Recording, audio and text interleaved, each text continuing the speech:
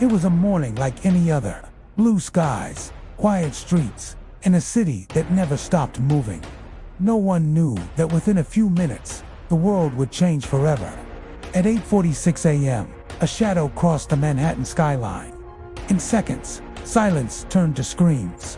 A commercial airplane, Flight 11, slammed into the North Tower of the World Trade Center. And at that exact moment, time froze. Inside the North Tower, people were just starting their workday. Some were sipping coffee, some making phone calls, others preparing for morning meetings. The sound of printers, keyboards, and laughter filled the air. Then the entire building shook. Lights flickered, papers flew, ceiling tiles rained down. Most had no idea what had happened. Many thought it was an electrical explosion, a mechanical failure, or even an earthquake. In one office, a man looked out of a broken window and saw flames curling upward.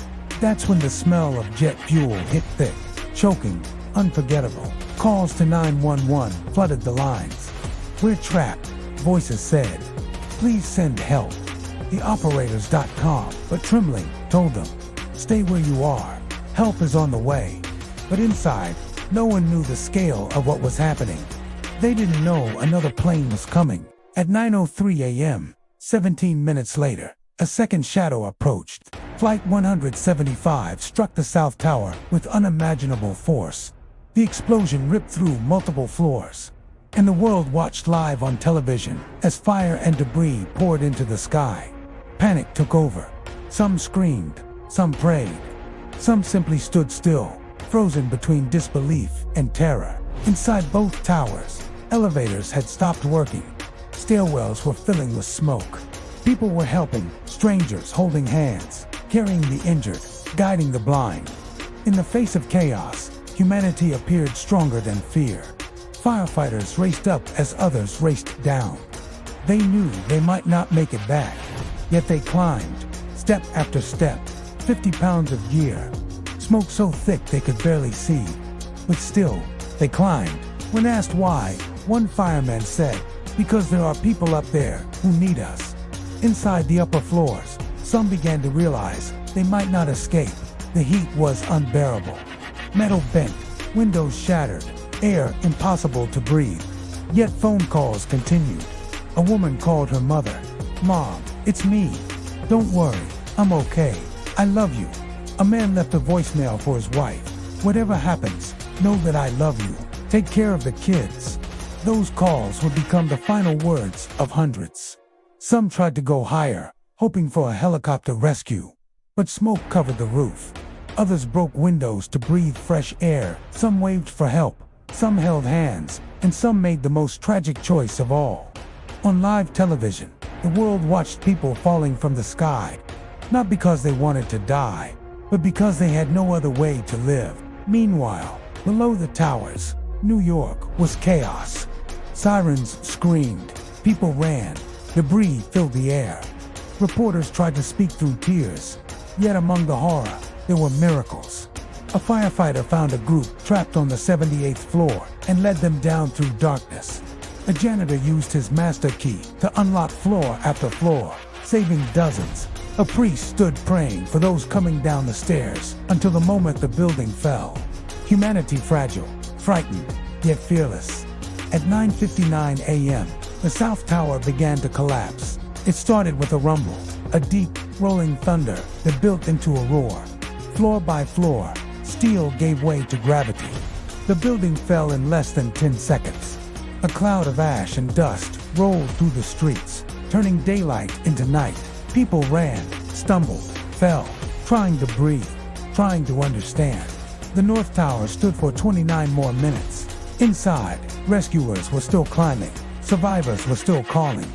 And then, at 10:28 a.m., it too began to fall. When the dust cleared, the skyline was gone.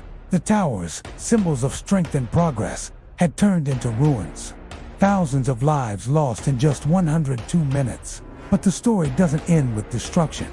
It begins again in courage, in unity, and in questions that still remain unanswered. What really happened inside those towers? Why did some survive against all odds? And what did this moment set into motion for the entire world? After 9/11s, everything changed. Airport security, global politics, the definition of safety. But behind the headlines were quiet heroes, firefighters with broken lungs who kept going back.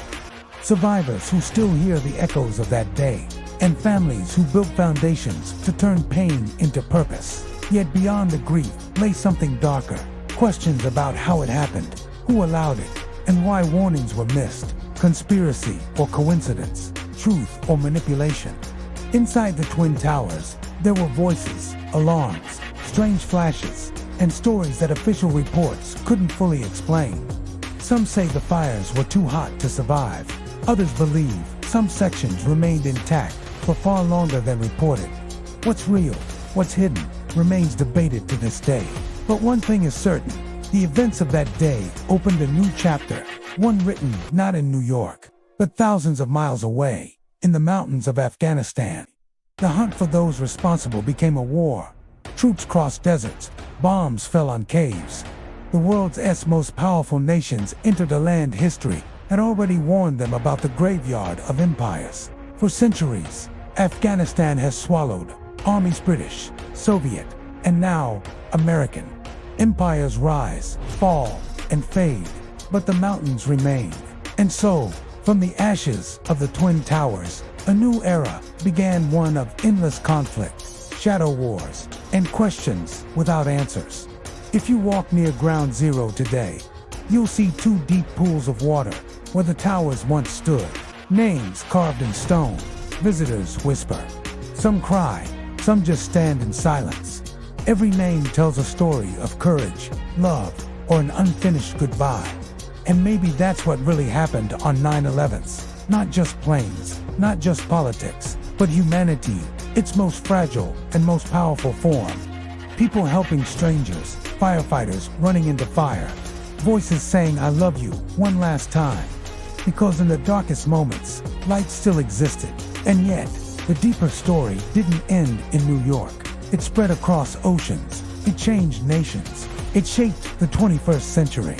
From the wreckage of the Twin Towers to the mountains of Afghanistan, one event connected them all. Because history doesn't end with explosions. It echoes. What began inside the Twin Towers ended in the graveyard of empires.